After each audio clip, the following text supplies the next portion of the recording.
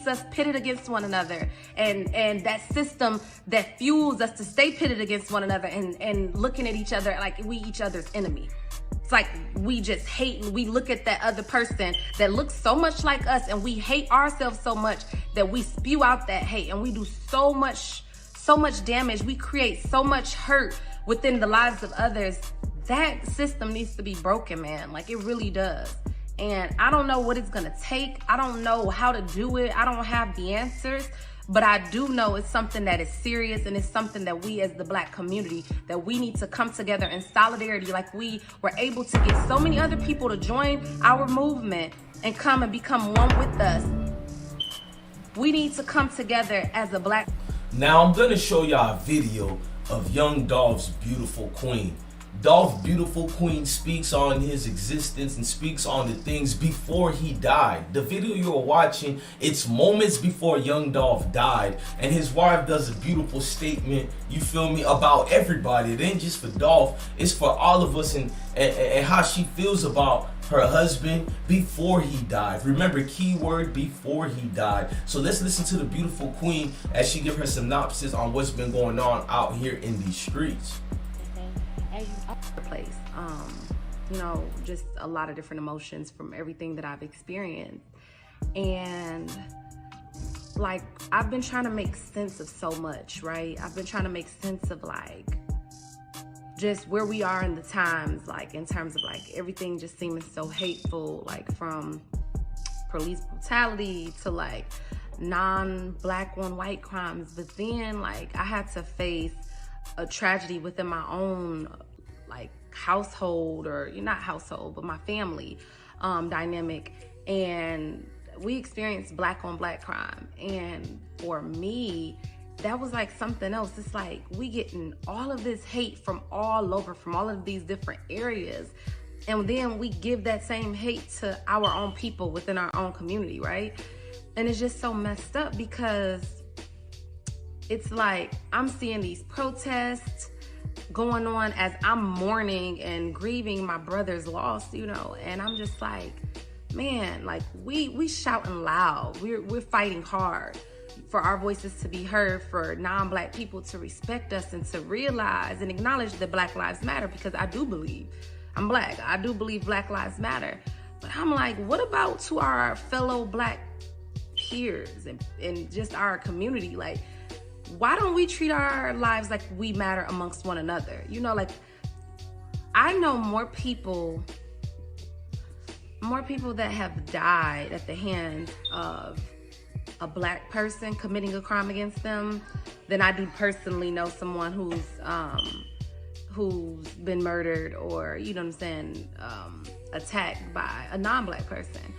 And although I know I'm not trying to diminish the value of, you know, us experiencing police hate crimes and, you know, police brutality that's driven by racism or whatnot, I'm not diminishing that, but it's just still very hurtful to me that even once we get a conviction, or we get bills to be put in place to where non-Black people have to value our lives, what about what remains within our own communities where we don't value each other?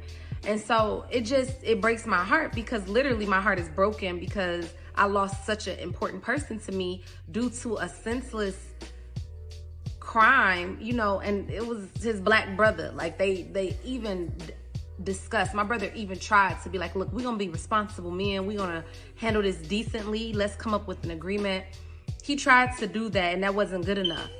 It's just death over honor, you know, like literally that's the code that people live by, and especially within our community, and we hurt each other time and time again. And I'm just like, what are we gonna do about that?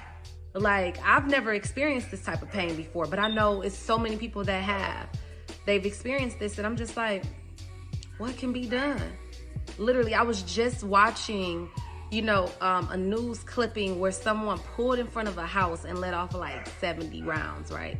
And I get that it's all type of backstories and reasonings behind, but really, like, man, it should not be no reason like for you to bring so much havoc, wreak so much havoc on someone else, you know what I'm saying? Take lives, like, without even thinking about everybody else that's associated and attached to these lives and what it will do for them, man. Like, it's so much of that, and it's like a vicious cycle. You know, you hurt my family, I'm hurt yours. I hurt your family, you gonna hurt mine. And it just keeps going. And it's like, what are we gonna do to combat that? What are we gonna do to end that? How can we protest against that? How can we shame the people within our community to like the utmost way of shaming someone? I don't know, like, what to do, you know, but putting our heads together, like, when are we gonna come and put our heads together to figure out what can be done? And that's where my head has been. And I've just been silent because it's like, I don't want to come off like, oh, my hurt is bigger than, you know, everybody else's hurt or anything like that. But it's just like, my hurt is real. I got to acknowledge it. And this is like, I really wonder, like, what are we going to do? Like, I'm literally stuck in this place where I'm realizing, like, we don't value our own lives. Like, I was robbed, like, about 2007, I was robbed at gunpoint in Detroit. And two black men, like, they robbed me at gunpoint, right? It was during the holidays. And it was like, they didn't look at me like I was their sister, like I could be, you know what I'm saying, they little cousin, like nothing. Yeah, like they literally could have taken my life. And then it's just like, this happened to my brother, and I literally had to stop and get gas in an area that wasn't like, it was just a lot of activity, a lot of loud, like just a lot of commotion going on, right? And I literally felt so unsafe. Like, it was like the engines was revving real hard and people hanging out the window saying stuff. And I got so nervous, so much anxiety. I was scared. Like, I'm a black woman and I'm in a black environment and I'm scared. I'm literally like, my heart was beating. Yeah, it could be from my trauma, but I'm like, at the end of the day, I realized that my life could end in an instant over someone who may just want to take it and not see me as one of them, not see me as anything of value. My life could not matter in like a blink of an eye, you know? And that's scary to me. Like, I literally, and I hate that because I love my people. Like, I'm the type of person that, like, I want to be amongst my people. I want my kids to live amongst my people, like, and to feel proud of where they come from and be proud to be black. But you say that, and in the same instant, you can sound like a hypocrite because you scared for your life around your own people. But it's like, it's a why. Because my own people will literally draw blood, like take my life and not think shit about me. And that's the problem. That is a problem. I'm like, what do we do about it? Like, I understand that why. I understand that it's a system that created us to be so against one another, but we got to break that system too. Like, we have to. It's a system that's been created for everything that we endure as black people, but we got to break those systems. Just as we want them to break their systems and the way that they deal with us and the way that they can abuse us and handle us like police, I feel like that's a system that we're trying to go against. I feel like it should be another system that we should be tackling. And it should be the system that keeps us pitted against one another, and that system that fuels us to stay pitted against one another and looking at each other like we each other's enemy. It's like we just hate, we look at that other person that looks so much like us and we hate ourselves so much that we spew out that hate, and we do so much damage. We create so much hurt within the lives of others.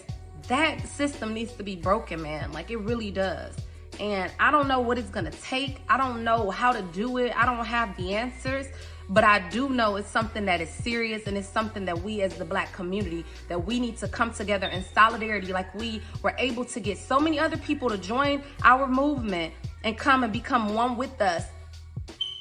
We need to come together as a black community in solidarity, and we need to stress to one another and get our people on board to, like, our Black lives matter to one another. Like, our Black lives matter. You my sister, you my brother, you could be my grandma, you could be my mom. Like, you could be so many people in my life that matter. Like, our lives matter. And that's just what I want our people to kind of consider and take into just think about, just simmer on. It don't have to be no dispute. We don't got to go back and forth. It's not meant to be controversial. As controversial as the topic is, I'm not bringing it to be controversial, to go in a debate of the whys and everything like that. I'm acknowledging that a problem still exists, and I'm saying that some way, somehow, we have to come together and figure out a solution, because I don't wish this type of hurt on my worst enemy, and I don't even have enemies. I can't even say that I have a genuine enemy, because I don't have that much hate in my heart to really give somebody that much power over me to say they're my enemy. But if I had one, the hurt that I feel, the hurt that my family feels, I don't wish that on that person, because it's unreal, you know, and you won't even understand it until you experience it. And I hope that nobody else has to experience it, because it's just a hurt that's not even worth feeling. So I just had to get on here and just say that. The last thing I wanted to say is that I have been notified that the guy who assaulted my brother, he is in police's custody. So I am super excited about that. But this guy was found hiding behind a furnace in somebody's upstairs attic. And my thing is this, like, you do such a bold crime, and then you turn around and you're hiding. You're so cowardly that you're hiding, trying to just save your life. Took somebody else's life, but you're hiding behind a dang on furnace, man. Hiding behind a furnace, like, that's ridiculous. That's senseless. That's ridiculous. That's selfish. That's just, man, like, I'm speechless from that. So on one side, my family is elated that, you know, this won't be a cold case, but at the same time, it's two families being affected. One, because one is about to be behind bars. One, because a life was taken that could never be replaced.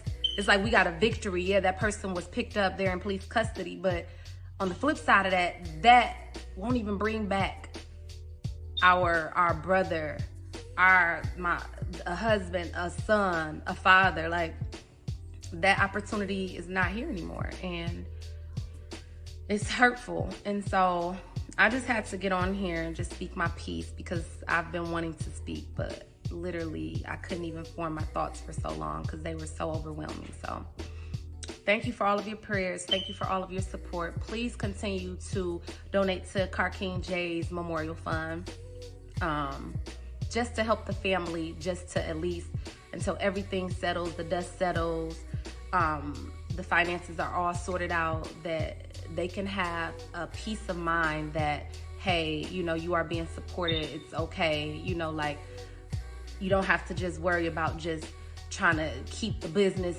afloat so hard that you forgetting to, like, cry, you know, like, you gotta mask everything, you know, like, I want my family to be able to allow a little time to breathe, a little cushion to be able to breathe. And that's why I'm asking for your support, and just to keep them lifted in prayer, because they deserve that. They didn't deserve this situation. And I just I'm praying for the healing of the world. I really am. That's my prayer, to heal this wicked, vicious, vile world. So thanks. It's like we getting all of this hate from all over, from all of these different areas, and then we give that same hate to our own people within our own community, right? And it's just so messed up, because it's like I'm seeing these protests going on as I'm mourning and grieving my brother's loss, you know, and I'm just like, man, like, we shouting loud, we're fighting